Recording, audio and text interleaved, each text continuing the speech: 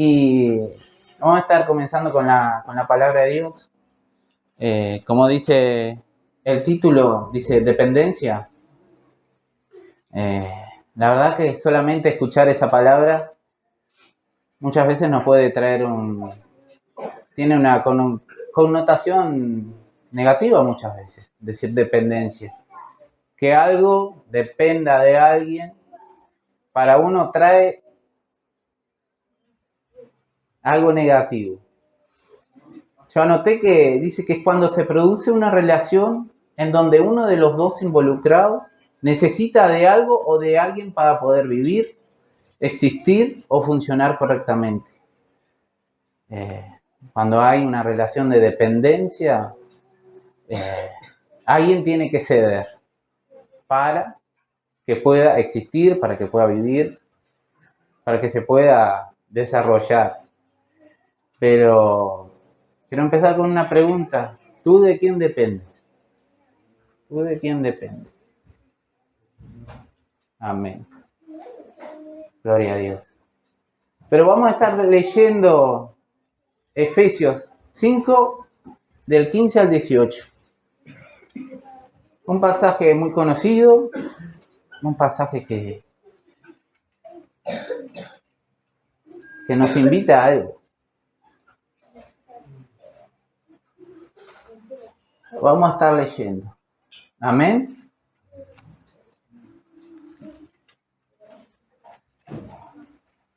Mirad pues con diligencia cómo andéis, no como necios, sino como sabios, aprovechando bien el tiempo, porque los días son malos.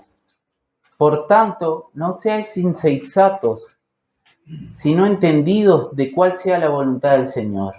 No os embriaguéis con vino, en lo cual hay disolución. Antes bien, sed llenos del Espíritu. No vamos a estar hablando de que está bien o no tomar. Para los amantes del vino no vamos a estar dando una charla de eso, sino que vamos a estar hablando de un mandato específico de parte del Señor para su iglesia. Pero antes de empezar con esto, de meternos de lleno, es necesario conocer el contexto. Es necesario entender que este pasaje está en un capítulo, en una carta específica, para hermanos específicos en su tiempo. Más allá de que ahora tenemos capítulos y versículos, era toda una misma carta. Sabemos que fue una carta escrita por el apóstol Pablo a un grupo de iglesias en la región de Éfeso. Estaban ubicados en una zona portuaria de gran crecimiento económico. Tenían una gran prosperidad, tanto a nivel cultural como de recursos. Existían templos a falsos dioses, como la diosa Artemisia, que era una de las 7 maravillas del mundo antiguo. Eso a nivel externo, ¿no? A un grupo de iglesias. Encontramos que vivían en una región muy rica. Había también ídolos dando vueltas. Pero a nivel de interno o congregacional, la iglesia estaba conformada por 2 grupos, por cristianos judíos y cristianos gentiles. Al leer esta carta, si alguna vez la leyeron completa, no pareciera que tuviera problemas de gran índole. No pareciera que es una carta que me encantaría poder haber vivido en este tiempo. Pero aún así Pablo, que predicaba, que les escribió desde la cárcel, no dejaba de orar por ellos, sino que oraba para que ellos pudieran entender realmente lo que él les escribió. Frente a este contexto de la iglesia que ya hemos mencionado, se escribe con un propósito. Sobre todas las cosas, Pablo le trae a través de esta epístola, le trae una identidad como hijos de Dios. Les trae las bendiciones que han alcanzado en Cristo Jesús. Les menciona una unidad en la iglesia y trae dirección hacia una nueva forma de vivir. Todo esto pasa en los primeros 5 capítulos. Pero para poder entender la importancia de vivir realmente lleno del Espíritu Santo.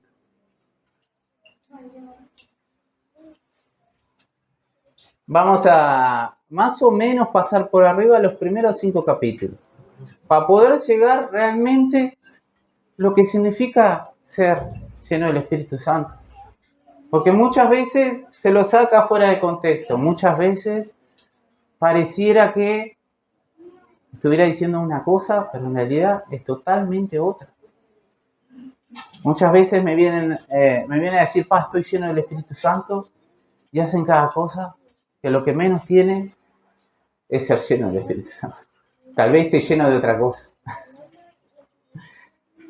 Vamos a estar pasando por encima el capítulo 1.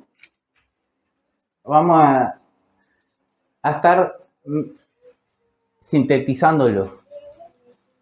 Vamos a estar diciendo que en el capítulo 1 se muestra el plan de salvación. Y todos los beneficios que hemos conseguido en base a los méritos de Cristo. Hemos sido perdonados por los méritos de Cristo. Hemos sido aceptados en Dios por los méritos de Cristo. Hemos sido adoptados por los méritos de Cristo. Hemos recibido toda bendición espiritual por parte de los méritos de Cristo. Hemos sido declarados santos y sin mancha delante del Padre. Todo en base a los méritos de Cristo. ¿Qué hizo la persona para ganarse los méritos de Cristo? No hizo nada. O sea que no depende de la persona. Todo esto se encuentra en Cristo y en ningún otro. Y por cuanto creemos en el Evangelio de nuestra salvación, con todo lo que esto implica, ¿no? Creer en el plan de salvación, ¿no? Es ir a Cristo, es reconocer nuestros pecados, es arrepentimiento genuino, es buscarlo ver sobre todas las cosas. Recibimos nosotros el Espíritu Santo. Fuimos sellados con el Espíritu Santo. Pertenecemos a Él a través del Espíritu Santo. Y este Espíritu Santo va a estar hasta el día de nuestra redención en nosotros, habitando en nosotros. Es esta nuestra garantía, nuestra seguridad de lo que prometió el Padre. Nos ha dado el Espíritu Santo para que nosotros podamos confiar verdaderamente en Él. Pertenecemos a Dios y lo conocemos y nos relacionamos con Él a través del Espíritu Santo. No fue solamente que nos mostró el plan de salvación, su Hijo lo ejecutó, sino que también nos dio su Espíritu Santo para que nos iluminaran nuestro entendimiento y podamos entender verdaderamente lo que sucedió en la cruz. Porque sin el Espíritu Santo verdaderamente no podríamos entender lo que significa la salvación. Por ejemplo. En el capítulo 2, Dios puede responder una pregunta perfectamente. ¿Por qué lo hizo? ¿Por qué hiciste ese plan de salvación? Porque estábamos muertos en delito y pecado. Porque estábamos separados de su gloria. Porque éramos por naturaleza hijos de ira. Pero en su gran amor y misericordia nos dio vida juntamente con Cristo. Por gracia somos salvos, no por obras para que nadie se gloríe. Otra vez, no podíamos obtener por nosotros mismos el favor de Dios. Si alcanzamos las promesas es gracias a Cristo. Si alcanzamos salvación es por pura gracia, perdón.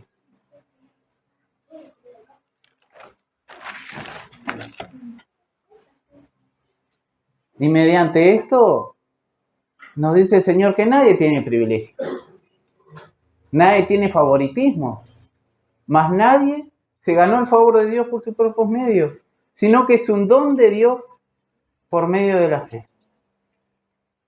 En consecuencia, esto Pablo pone a todos por igual delante de la presencia de Dios. Esto es importante entenderlo desde antes, porque cuando tenemos una iglesia que está dividida, algo los tiene que unir.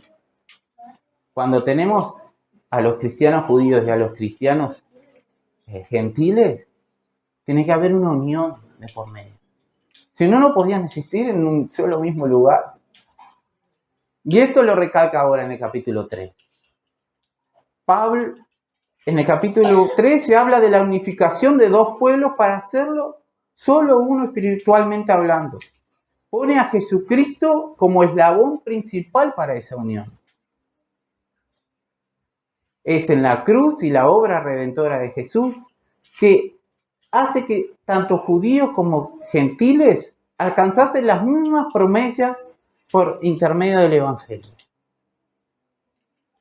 Y esto para el cristiano judío es un golpe al orgullo.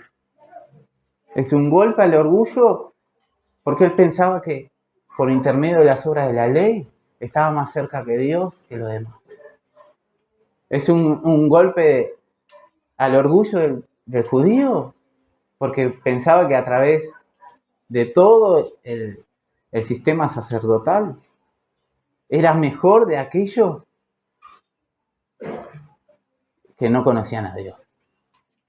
En realidad Pablo los pone toda la misma línea.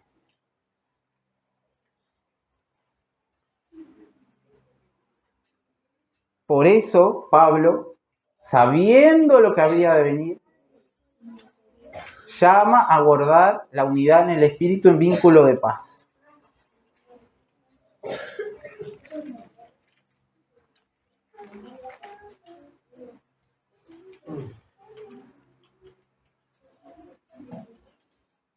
Yo pensando en esto, pensaba en ese tiempo cómo los judíos hoy en día miran a las personas, ¿no?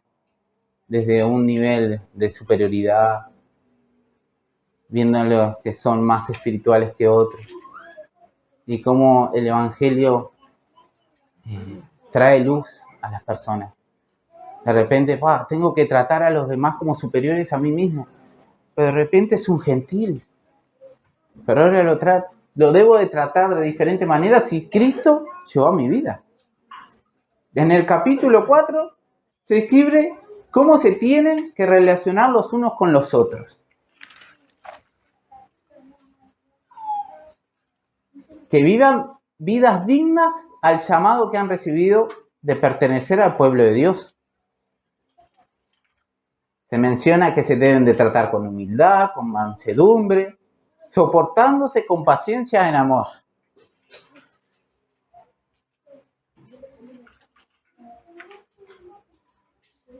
Pero la meta principal era crecer el conocimiento de Cristo a llegar a una unidad en la fe. Por eso tengo un nuevo grupo de hermanos, unidos por Cristo Jesús, y Dios le da un propósito. Ustedes deben de seguir creciendo en el conocimiento de Cristo a llegar a una unidad en la fe. Por eso Dios constituye profetas, evangelistas, maestros, pastores, para que su pueblo, bien unido entre sí por todas las coyunturas, se ayuden mutuamente, según la actividad propia de cada miembro. Recibe su crecimiento para ir edificándose en amor. Se necesitan a los unos a nosotros para edificándonos, para poder seguir creciendo. Ahora, en la segunda parte, Pablo nos habla de la nueva vida en Cristo.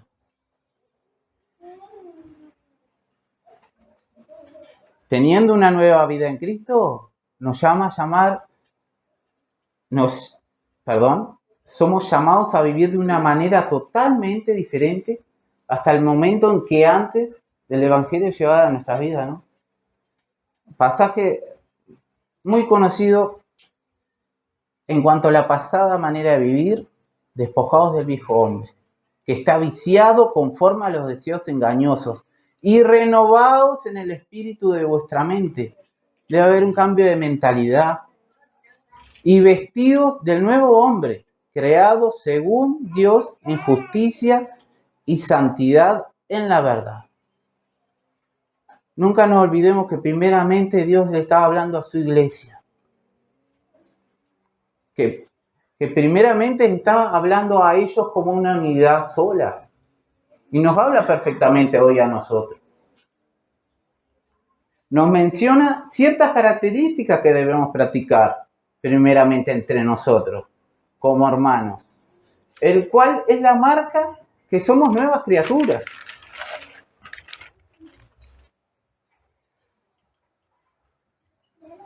Estamos en el capítulo 4, por el versículo 25, para leer un poquito. Hablar la verdad unos con los otros. Podemos enojarnos, ¿no? Dice, airaos pero no pequéis, pero resolviéndolo cuanto antes, para que no se genere en nosotros una raíz de amargura y no demos lugar al diablo. El que tenga de más, que practique la generosidad, que ninguna palabra corrompida salga de nuestra boca, sino que sea filtrada por la palabra de Dios. Sigue con el mandato, quítense de vosotros toda amargura, ira y enojo, gritería, malicencia.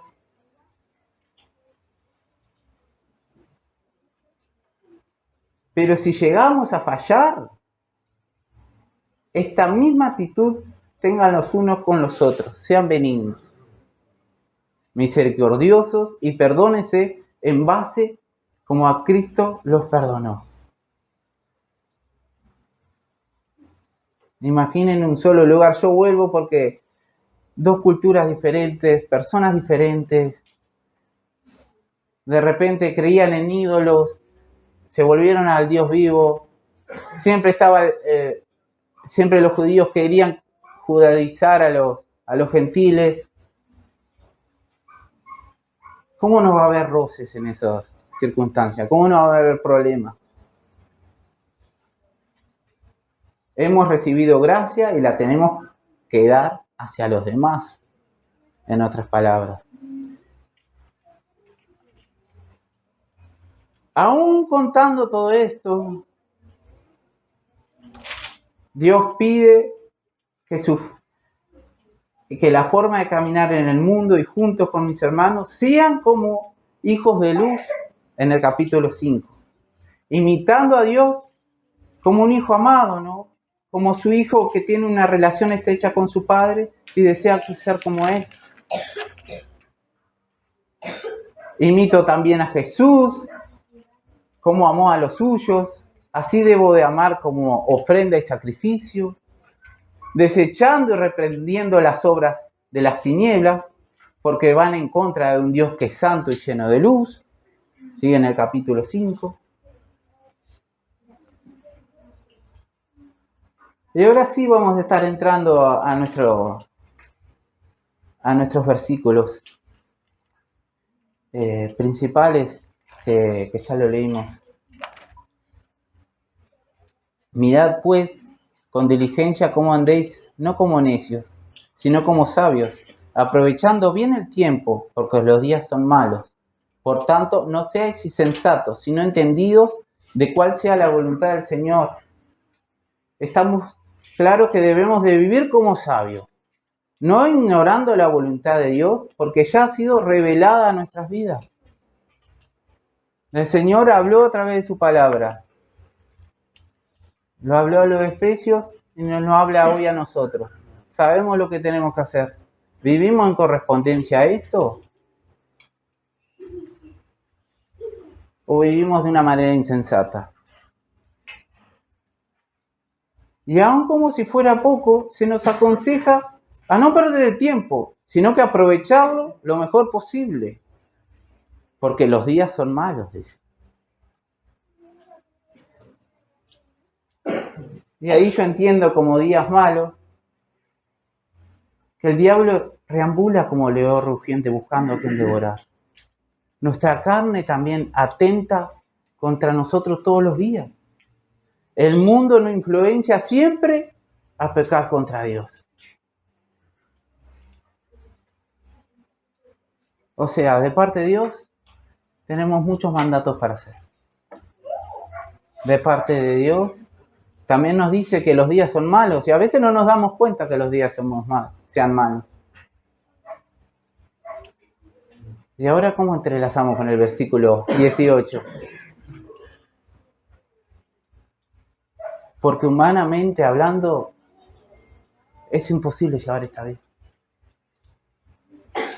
Humanamente hablando, es imposible llevar la vida que Dios quiere que yo lleve. Humanamente hablando, es imposible sostener todo esto. Es realmente imposible. Lo miro desde mis ojos, lo miro con mis fuerzas y digo, esto es imposible, Señor. Yo no puedo sobrellevar todo esto. Humanamente hablando, se vuelve imposible perdonar como Cristo perdonó. Porque muchas veces podemos perdonar por conveniencia, podemos perdonar por soltar algo, podemos perdonar por un montón de razones. Pero ¿cuántas veces podemos perdonar por lo que Cristo hizo por nosotros? Por eso y por todo lo demás que mencionamos, necesitamos de una manera urgente que en nuestra vida el obrar del Espíritu Santo y estar lleno de Él. Muchas veces leo la palabra de Dios y digo, estoy muy lejos de lo que tendría que ser. Pero el Señor me llama a hacerlo igual. El Señor cambió nuestro corazón, cambió nuestros deseos. Cambió nuestro corazón y nos puso un corazón de carne que quiera amar su palabra, que quiera vivirla. Pero muchas veces nos rendimos antes de hacerlo.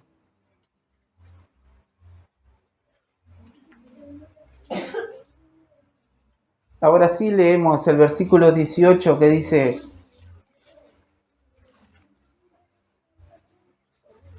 no os embraguéis con vinos en lo que hay disolución, antes bien sed llenos del Espíritu.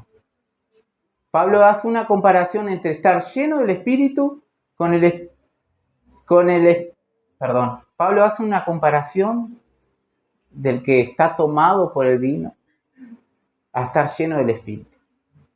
En los dos casos hay una influencia que hace a la persona actuar de diferente manera. Por un lado, una persona no es la misma cuando está bajo los efectos del alcohol, y por otro lado, una persona no es la misma cuando está llena del Espíritu. ¿Pero qué es estar lleno del Espíritu? Es caerse en el piso, rodar, gritar. Es estar hablando un montón de cosas menos el lenguaje de Dios. Por ahí no va. Es rendirse por completo a su voluntad, reconociendo nuestra incapacidad y dependencia en todas las áreas de nuestras vidas. Y todos los días. Está en modo imperativo y en voz pasiva. ¿Qué quiere decir con esto? Ordenando que sea algo constante y dependiente a la vez.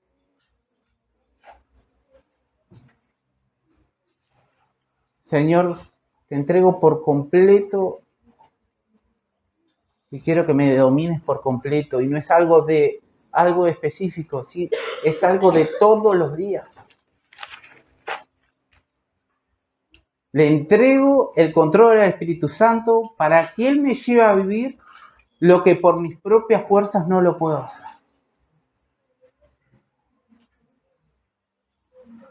¿Te ha pasado alguna vez esto? ¿Te ha pasado alguna vez estar lleno del Espíritu Santo? Dominado por completo por Él. Tal vez en algún momento aislado te has visto por fuera de una situación y te has dicho a vos mismo, ese no era yo, ese era el Espíritu Santo. Tal vez has visto hermanos, ¿no? Y has interactuado con hermanos que cuando están llenos del Espíritu Santo son personas totalmente diferentes a cuando están en la carne.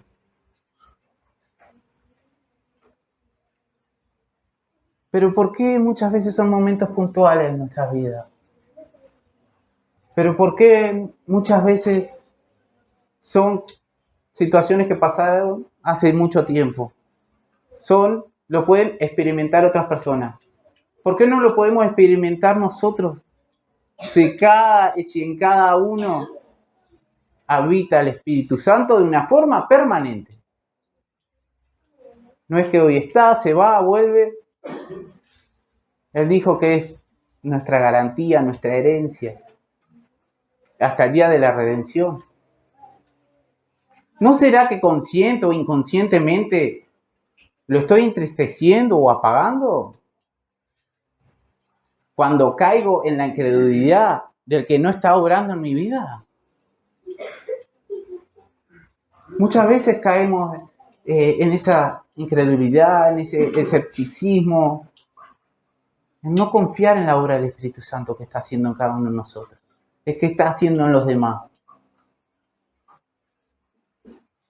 ¿No será que muchas veces vivimos en automático y perdemos el peso en la conciencia de que la tercera persona de la Trinidad habita en nosotros para siempre? Y no es una fuerza, no es una energía impersonal, todo lo contrario, es una persona con la cual tú te puedes relacionar.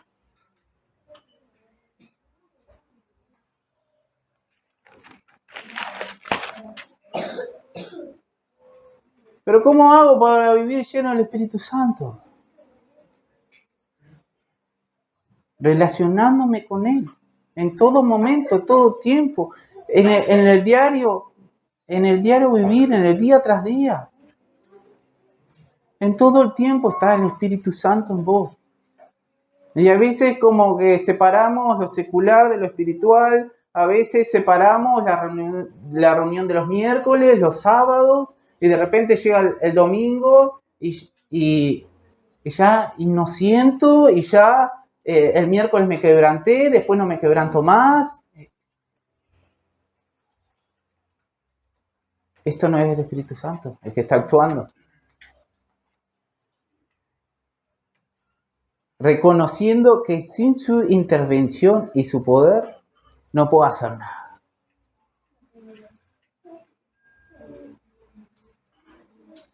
Por eso vamos a ver en el capítulo 15 de la carta de Juan cómo es mi relación de dependencia con él.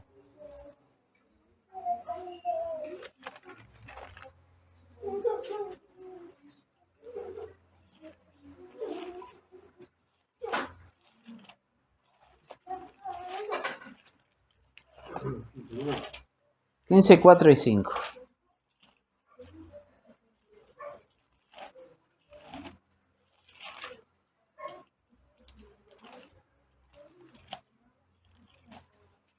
Amén. ¿Lo tienen? Otro pasaje muy conocido, pero que a veces como que se sobreusa y se va perdiendo. Y lo que me encanta de estos pasajes es que Jesús usa algo tan simple como la vid para expresar algo tan profundo espiritualmente hablando. Obviamente tenemos el contexto que todavía el Espíritu Santo no había llegado. Tenemos el contexto que Jesús estaba con ellos aún. Pero él siempre está hablando cuando él se va, se iría, para prepararles el camino, para cómo se tendrían que relacionar con él. En su contexto, Jesús enseña que él es la vid verdadera, desplayando al pueblo como tal, ¿no? Muchas veces en el Antiguo Testamento se habla de que el pueblo de Dios era la vid que daba frutos, que no daba. pero era en Él completamente que se encontraba la vida y la vida verdaderamente espiritual. Y que solo fluye a través de los pámpanos que están en dependencia de Él. Lo que les dijo es que permanezcan dependientes de mí para que el Espíritu Santo fluya en ustedes y así pueden producir una vida fructífera. No con esfuerzo, sino con una conexión verdadera conmigo, dice Jesús.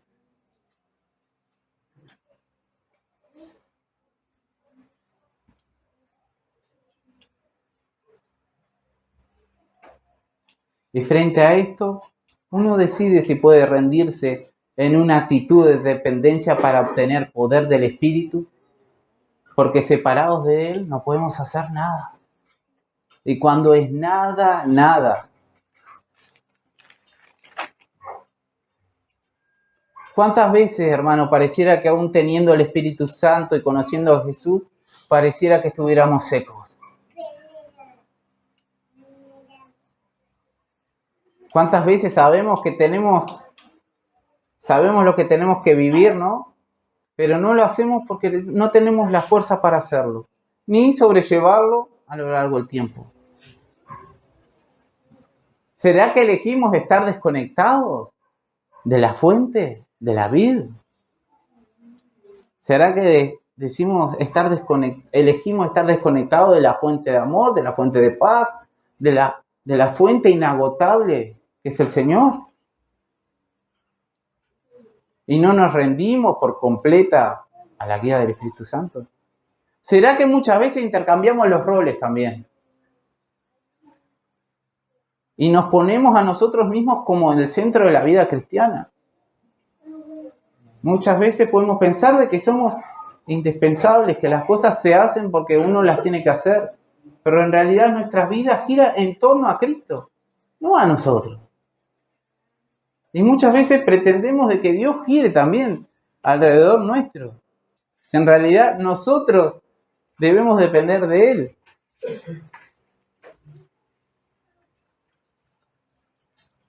O también muchas veces podemos desear nuestra felicidad antes que nuestra santidad, ¿no?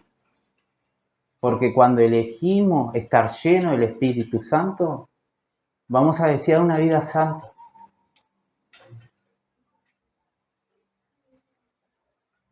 Dios es santo, Jesucristo es santo y el Espíritu Santo, santo es.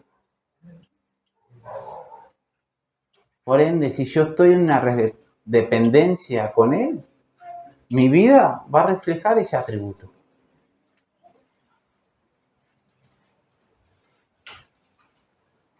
Hoy te invito a reflexionar y poder examinar tu relación con el Espíritu Santo.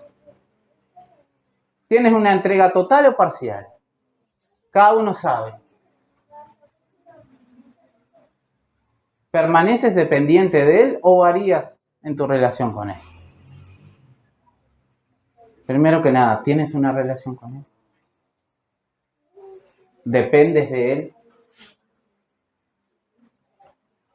Mira la Escritura y te cuentas incapaz de hacerlo. Y dice, Señor, te necesito para llevar al diario, vivir todo también lo que se dice en estas reuniones. Sábado tras sábado venimos a escuchar la palabra de Dios. Muchas veces llega el domingo, el lunes, no nos acordamos. Muchas veces nos llenamos la cabeza con conocimiento sano, pero no lo llegamos a vivir. Porque verdaderamente lo único que hicimos fue llenarlo, la mente, y no se dio un paso más. Es decir, lo tengo que llevar a mi diario vivir a través del Espíritu Santo, a través de estar lleno del Espíritu Santo, a través de negarme a mí mismo y dejar que Él tome el control de mi vida.